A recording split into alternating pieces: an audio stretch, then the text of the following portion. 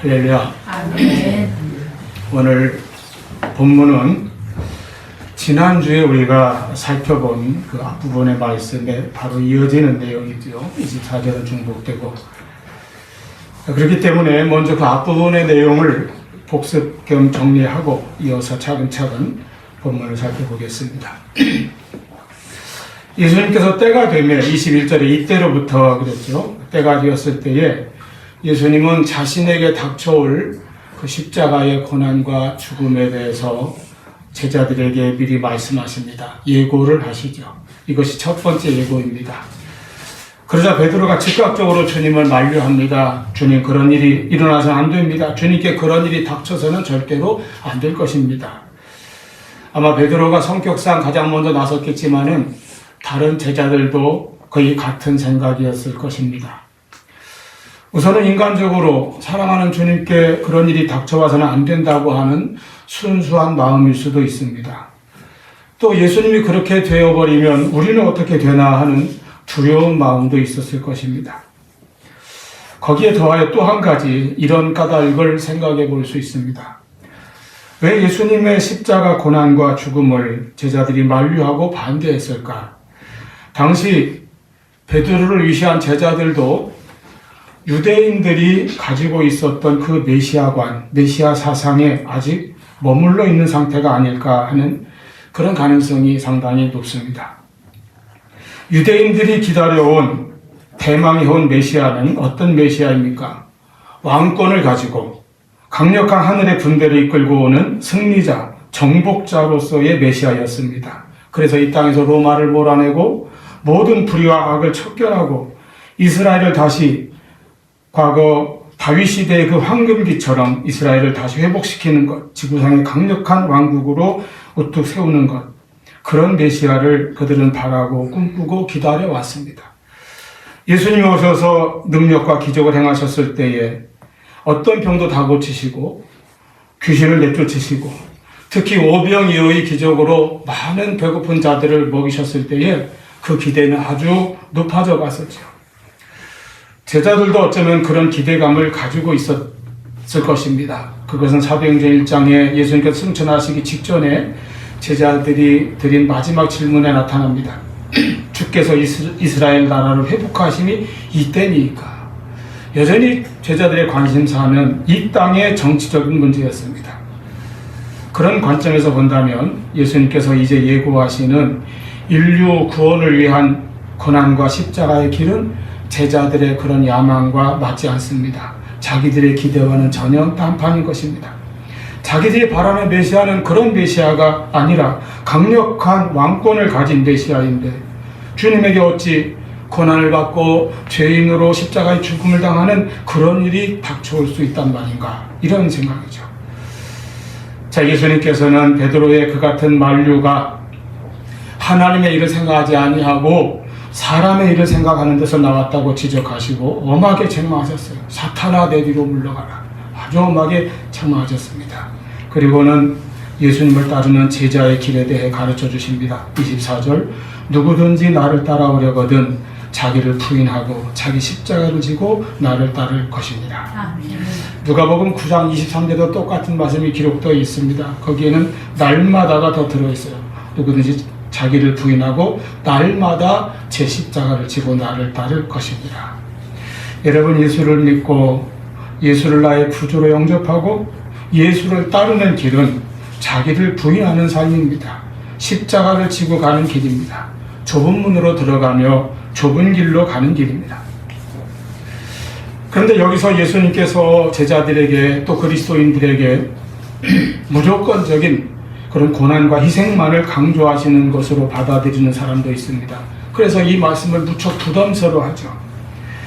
그러나 예수님은 이어서 이런 제자의 길이, 제자도가 구원과 참된 생명을 얻는 길이라는 것을 말씀하십니다. 예수님께서 십자가를 통해 인류의 구원을 이루셨을 뿐만 아니라 부활의 영광과 승리를 얻으셨던 것처럼 오늘 우리가 예수를 믿고 예수를 따르기 위해 나의 십자가를 진다고 하면 이 길 역시 영광의 길이요 참 승리의 길이라는 것입니다. 25절 26절에 말씀하신 것처럼 이러한 삶이 천하보다 유익한 참 생명을 얻는 길입니다. 마태복음 7장 14절에서도 그 문은 좁고 길이 협착하여 찾는 이가 적지만 그 길이 생명으로 인도하는 길이라 하셨습니다. 여러분, 이 세상의 부모들도 자기 자녀를 아끼고 잘 커가기를 바라는 마음을 가지고 있습니다. 부모가 자녀를 일부러 고통 속으로 몰아넣는 일은 하지 않습니다. 오히려 부모는 자녀가 잘 되고 더 나은 삶을 살게 하기 위해 자신의 많은 것을 포기하거나 희생합니다. 이것이 천부적으로 하나님께로부터 온 마음이라면 우리는 그 부모의 마음에서 하나님의 마음, 우리 주 예수님의 마음을 유추해 볼 수 있습니다. 예수님께서 피로 값주고 사셔서 구원하신 주의 자녀들, 주의 백성들에게 주시고자 하는 것도 그와 같습니다. 우리에게 자기를 부인하라, 십자가를 지고 나를 따르라 말씀하시는 것은 그 너머에 있는 영광과 승리와 빛나는 상급이 있기에 이 말씀이 우리에게 소망이 되고 축복이 된다고 하는 것입니다. 그 다음에 27절입니다. 인자가 아버지의 영광으로 천사들과 함께 오리니 그때에 각 사람이 행한 대로 갚으리라. 이 말씀은 문자 그대로 볼 때 예수님의 재림을 가리키는 말씀으로 보입니다. 마태복음 25장 31절에서 인자가 자기 영광으로 모든 천사와 함께 올 때에 자기 영광의 보좌에 앉으리니 하셨죠. 사도행전 1장 11절에 천사들이 재림을 예고하는 말씀이나 또 계시록 1장 7절에 사도 요한이 받은 계시의 말씀 모두 재림하실 예수님의 모습을 영광의 모습으로 그렇게 묘사하고 있습니다. 그러므로 인자가 아버지의 영광으로 그 천사들과 함께 올 때에 이것은 예수님의 재림입니다. 그때에 각 사람이 행한 대로 갚으리라 이 말씀도 재림하실 예수님께서 행하실 심판과 상급에 대한 말씀과 일치합니다. 그날에 우리는 내가 행한 일들, 내가 살아온 모든 것에 대하여 주님 앞에서 심판을 받게 될 것입니다. 물론 이 심판은 그리스도인들에게는 멸망을 결정하는 심판이 아니라 우리는 예수를 믿고 예수 안에서 구원받은 사람들이니까요. 이미 심판에 이르지 아니한다고 하셨습니다. 이것은 우리가 받을 상급에 대한 심판이 될 것입니다. 우리의 믿음과 순종과 우리의 충성과 헌신에 대하여 주 예수께서 행한 대로 갚아주신다는 약속의 말씀입니다. 각 사람이 행한 대로 갚으시리라. 우리의 선한 행위나 또는 충성과 헌신은 구원의 조건은 아닙니다.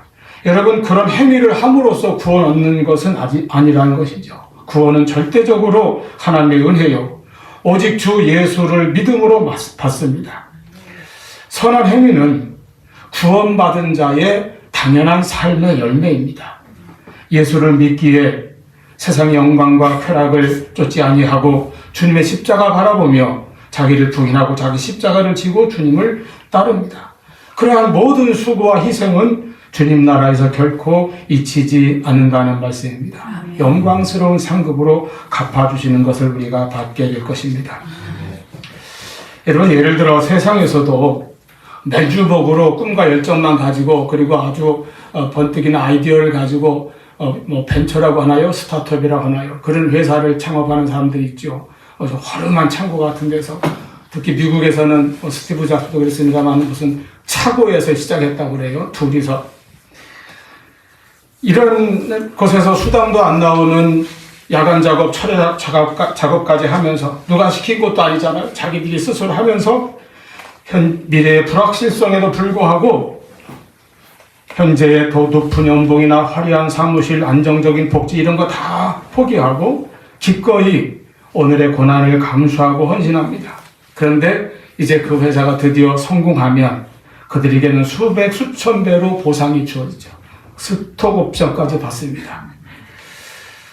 예수님이 가져오실 주님의 왕국이, 주님의 나라가 여러분 애플만 못하겠습니까? 예수님은 제자들에게 그리고 우리들에게 어떤 스톡 옵션보다, 어떤 대가 보상보다 훨씬 더 큰 약속을 주셨습니다. 아멘. 예수 그리스도께서 아버지의 영광을 가지고 오실 때에 주님의 왕국은 이 세상 그 어떤 기업의 가치와도 비교할 수 없는 영원한 영광의 나라가 될 것입니다. 아멘. 우리가 지금 주님을 믿고 주님을 따르는 모든 제자의 삶은 주님 나라의 영원한 상급을 쌓는 행위입니다. 영광과 왕권으로 오실 주님은 우리의 헌신을 다 기억하시고 행한 대로 갚아주실 것입니다. 아멘. 그러므로 27절의 이 말씀은 우리에게 종말론적인 소망을 주는 말씀이에요. 우리가 지금 겪는 고난은 잠시일 뿐이며 장차 오실 영광의 왕 예수 그리스도 앞에서 칭찬과 상급을 받을 날이 반드시 있음을 우리는 확실히 믿습니다. 아멘. 할렐루야. 아멘. 아멘. 자, 이렇게 오늘 본문은 짧은 분량 안에 여러 내용이 쭉 이어져 있어요. 예수님의 십자가의 길, 제자들이 따라야 할 제자도의 길, 그리고 영광으로 다시 오실 예수님, 재림의 신앙까지 이어집니다. 우리가 오늘부터 대강절, 절기를 이제 지키게 되는데, 이 절기는 1차적으로 성탄절을 기다리고 준비합니다. 2000년 전에 이 세상의 구원자로 오시되 아기로 탄생하신 예수님, 그 초림의 예수님을 축하하는, 그래서 성탄절을 기다리는 절기죠. 즉 대강절은 기다리는 절기입니다. 성탄을 기다립니다. 그러나 동시에 그 안에는 다시 오실 예수님을 기다리는, 재림을 기다리는 그와 같은 우리의 신앙의 자세도 포함이 되어 있어야 하는 것입니다. 아멘. 대강절의 신앙은 재림의 신앙으로 연결이 되어야 합니다. 자, 이제 다음 28절입니다. 이 28절이 얼핏 어렵습니다. 그리고 오늘 이제 깊이 다뤄야 할 중요한 말씀입니다. 진실로 너희에게 이르노니 여기 서 있는 사람 중에 죽기 전에 인자가 그 왕권을 가지고 오는 것을 볼 자들도 있느니라. 아멘. 여러분, 예수님이 왕권을 가지고 오시는데 그 예수님을 27절처럼 재림의 예수님으로 해석을 한다면 이 말씀은 맞지가 않게 됩니다. 그 예수님이 오시는 모습을 살아서 볼 자들이 이 자리에 있다 말씀하시잖아요. 그런데 그 자리에 있었던 예수님의 제자들은 어떻게 되었습니까? 주후 1세기 안에 다 순교해서 세상을 떠나지 않았어요? 그러면 예수님 말씀이 틀린 것인가? 이런 의문을 가질 수도 있는 것입니다. 여러분, 예수님께서 맞지 않는 말씀을 하셨겠습니까? 교회는 전통적으로 이 본문에 대해서 여기 예수님께서 영광과 왕권으로 오신다는 것은 예수님의 재림을 가리키는 것이 아니고, 27절은 그렇지만 28절은 재림이 아니고 앞으로 예수님의 왕권을 나타낼 두 가지 사건을 가리키는 것이라고 해석합니다. 먼저는 곧이어 제자들에게 보이게 될 변화산에서의 영광스러운 주님의 모습을 가리키는 것이라고 보지요. 바로 이어지는 17장에 기록되어 있습니다. 예수님께서 한 높은 산에 오르셨는데 대개는 헬몬산이라고 그렇게 추정합니다. 그때에 베드로와 야고보, 요한 세 사람을 데리고 올라가셨습니다. 그 산 위에서 예수님 어떻게 변화되셨습니까? 얼굴이 해같이 빛나며 옷은 빛과 같이 휘어졌다고 했어요. 뿐입니까? 그 자리에는 구약을 대표하고 상징하는 바로 모세와 엘리야가 나타나서 주님과 더불어서 대화하는 아주 장엄하고 영광스러운 광경을 제자들이 목격하게 된 것입니다. 베드로가 얼마나 감격스러웠는지 황홀경에 사로잡혀서 그 자리에서 부르짖습니다. 주여, 우리가 여기 있는 것이 좋사오니 주께서 원하시면 내가 여기 초막셋을 짓겠나이다. 하나는 주님을 위하여, 하나는 모세를 위하여, 하나는 엘리야를 위하여.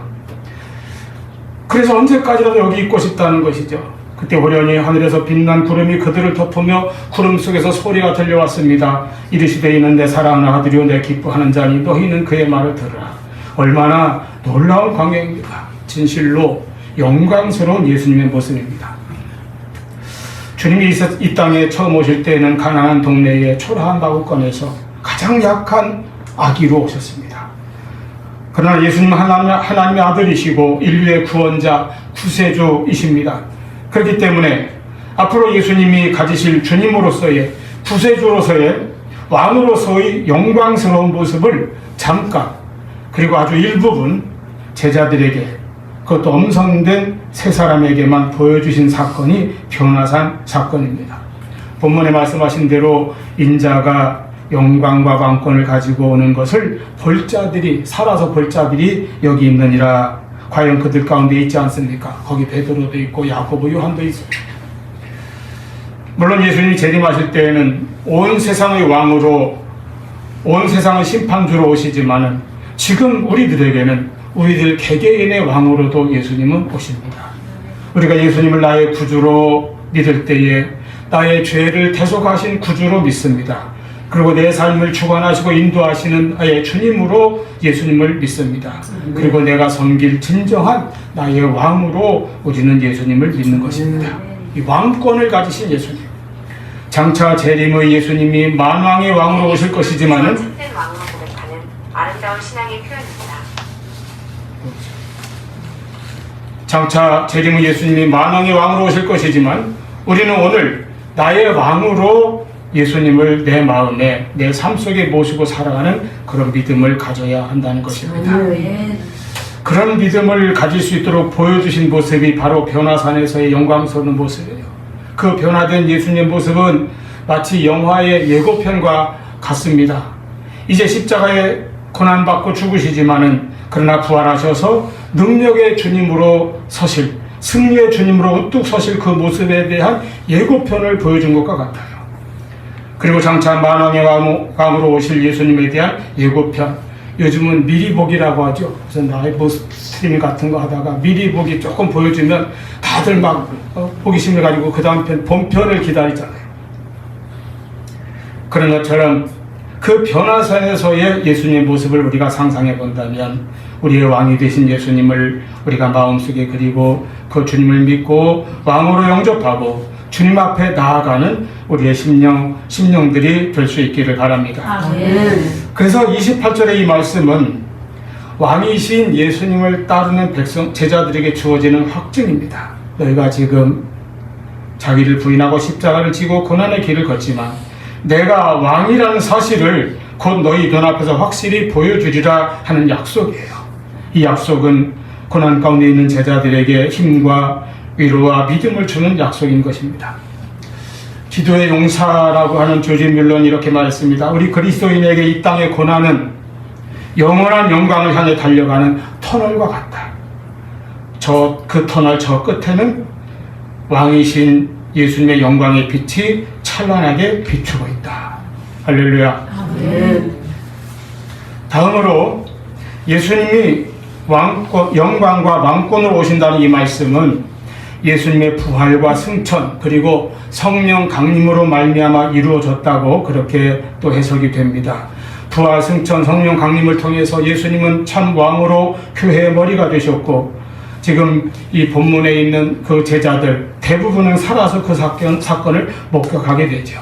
그러니까 이 가운데 인자가 영광으로 왕권으로 오는 것을 볼 자들이 있느니라. 예수님의 죽음과 부활 승천은 이 땅에 하나님 나라가 실제적으로 시작된 것을 확증해 줍니다. 그리고 성령을 통해 교회를 세우심으로 주님의 그 왕권이 계속 확장되고 있는 것입니다. 제자들은 모두 예수님의 부활의 증인이 되었고 오늘 우리는 성령으로 그 영광을 지금 봅니다. 우리가 말씀과 성령 안에서 왕이신 그리스도의 영광을 보는 것입니다. 그런 의미에서 이 예수님의 약속이 우리에게 주는 의미는 무엇입니까? 첫째, 하나님의 나라는 우리에게 아직 완성된 것은 아니지만 이미 주어졌고 이미 시작된 나라라고 하는 것입니다. 천국은 꼭 우리가 죽은 후 저 먼 미래에만 가는 것이 아니라 이미 우리에게 주어졌고 시작되었어요. 아멘. 천국은 예수님의 탄생으로 이 세상에 침투하였고 예수님께서 기적을 행하시며 귀신을 쫓아내심으로 이미 그 능력을 나타내 보이셨습니다. 그리고 강림하신 성령께서 세우신 교회 안에서 여러분 우리가 주를 믿고 섬기며 참되게 예배하고 서로 사랑하면 이미 교회는 작은 천국을 맛보는 것입니다. 주님의 영광과 왕권이 우리와 함께 하는 것입니다. 그리스도는 지금도 이미 왕으로 통치하고 계십니다. 부활 승천하신 예수님은 하나님 보좌 우편에 앉으셨습니다. 이 땅에 오실 때 자기를 비우시고 낮추셔서 이 땅에 오시고 십자가와 고난의 자리에까지 죽음에까지 내려가신 예수님은 이제 부활하시고 승천하셔서 다시 올라가셨습니다. 다시 높아지셨어요. 왕좌에 앉으셨습니다. 세상이 흔들려도 주님이 다스리시는 그 왕권과 통치는 흔들리지 않습니다. 우리의 주요 우리의 왕이신 예수님께서는 우리에게 항상 두려움 대신에 소망을 주십니다. 불안과 방황, 낙심과 좌절 대신에 확신과 용기를 주실 것입니다. 예수님께서 제자들에게 너희가 죽기 전에 인자가 그 왕권을 가지고 오는 것을 보게 될 것이라고 하셨는데 이 약속은 변화산에서 그리고 성령 강림과 교회를 통해서 성취되었습니다. 그러므로 우리는 그 성취된 가운데 살고 있습니다. 우리 인생길에서 작은 순간순간마다 주님이 지금 여기 나와 함께 하시고 나의 왕이 되어주셔서 나와 함께 하신다는 놀라운 축복을 누리게 되시기를 바랍니다. 우리가 기도할 때 응답하시고 우리 마음에 믿음과 용기를 주셔서 굳게 붙들어 주시고 주님께서 나를 도와주시는 그런 작은 순간들이 있다면 그것이 우리에게는 변화산의 영광의 체험이 될 것입니다. 여러분, 믿음은 미래의 소망을 나의 현재로 끌어당기는 능력이 있습니다. 우리가 대개 현재 힘든 이유는 내가 처한 오늘의 현실만 보아서 나의 문제, 나의 환경, 나의 어려움 또는 나의 약한 것만 자꾸 더 크게 바라보기 때문입니다. 예수님의 영광과 예수님의 왕되심을 바라볼 때에 우리는 나의 모습도 달라지고 나의 현실도 다르게 볼 것입니다. 내 안에 이미 이루어주신 하나님 나라를 소유하고 그 나라의 특권을 맛보며 왕이신 예수께서 주시는 위로와 능력으로 살아가시기를 축원합니다. 두 번째로 그리스도의 영광은 십자가 다음에 온다고 하는 사실입니다. 제자들은 먼저 예수님께서 자신에게 닥쳐올 십자가와 고난에 대해서 예고하신 말씀을 들었습니다. 그리고 제자들에게도 너희가 나를 따르려면 자기를 부인하고 자기 십자가를 지고 나를 따를 것이라고 하시는 제자들에 관한 말씀을 들었습니다. 그 말씀에 이어서 예수께서 왕권과 영광으로 나타나실 것을 예고하시는 말씀을 제자들에게 하셨습니다. 이 말씀의 순서가 우리에게 말하고 있습니다. 십자가 없이는 부활도 영광도 없다는 것입니다. 예수님의 영광은 하늘의 밀알이 썩어지듯 예수님 자신의 고난과 순종, 희생과 섬김이라고 하는 그 십자가의 길을 통해서 나타났습니다. 그러므로 예수 그리스도께서 지신 십자가는 패배가 아니라 왕의 승리와 영광으로 나아가는 길이었던 것입니다. 우리에게도 마찬가지예요. 우리 각자에게 주어진 십자가는 예수님을 따르기 위한 길이 되는 동시에 우리에게 보여주실 예수님의 왕권과 영광으로 이르는 그 길이 될 것입니다. 우리가 신앙생활을 하면서 겪는 고난들이 무엇입니까? 예수를 따르기 때문에 선택해야 하는 희생이 있을 것입니다. 진리를 지키기 위해 감수해야 하는 손해도 있습니다. 아주 오래전에 그 기독교 교육 잡지에 실렸던 한 초등학생이, 그땐 국민학생이라고 했죠. 한 어린이 일기 한 토막이에요. 나는 오늘 학교에서 내 짝과 싸웠다.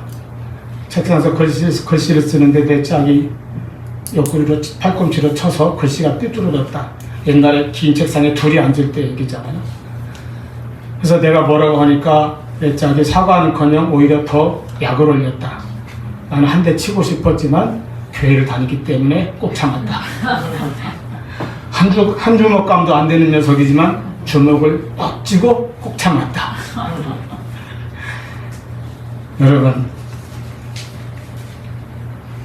우리가 사랑하기 위해서 또는 누군가를 진정으로 용서하기 위해서는 마음의 비용을 지불해야 된다고 하잖아요. 손해보더라도 사회생활하면서 정직하게 행하고 불의한 일과 손잡지 않는 것 또는 전도할 때 받는 냉대, 이러한 모든 것들이 우리가 만약에 받는 고난들이라고 한다면 주님의 말씀은 이런 뜻입니다. 그런 길이 힘들어 보이더라도 이 길 끝에는 영광이 있다. 너희는 죽기 전에 내 왕권을 보게 될 것이다. 여러분, 신앙의 길에서 우리가 지는 십자가는 결코 헛된 고난이 아닙니다. 그 고난을 통해서 우리는 왕이신 그리스도의 영광에 참여합니다. 고난은 막다른 끝이 아니라 영광으로 가는 통로가 될 것입니다. 때로 우리에게 삶이 이런저런 무게들로 눌러올 때가 있습니다. 육신의 건강이 어떨 땐 짐이 되고 세월의 상처, 사람과의 관계 어려움, 인생고의 무게들이 있습니다. 또 누구나 피할 수 없는 고난과 역경에 부딪힐 때도 있습니다. 그러나 하나님은 우리의 고난을 사용해서 우리 안에 정문 같은 믿음과 성도의 인격을 빚어 나가시는 것입니다. 그러므로 이 고난이 나에게 오히려 복된 길로 가는 그런 축복의 통로임을 항상 기억하시기를 바랍니다. 세 번째입니다. 자기 십자가를 지고 예수님을 따르는 제자들에게 예수님께서는 행한 대로 갚아주실 것이며 너희가 죽기 전에 인자가 영광과 왕권으로 오는 것을 보리라 약속하셨습니다. 약속은 소망입니다. 그리고 약속은 미래를 미리 보게 하는 능력입니다. 심지어 그 미래를 미리 소유하게 하는 그런 능력입니다. 그 약속을 보며 현재의 십자가를 잘 지고 우리는 승리하며 나가는 것입니다. 아멘.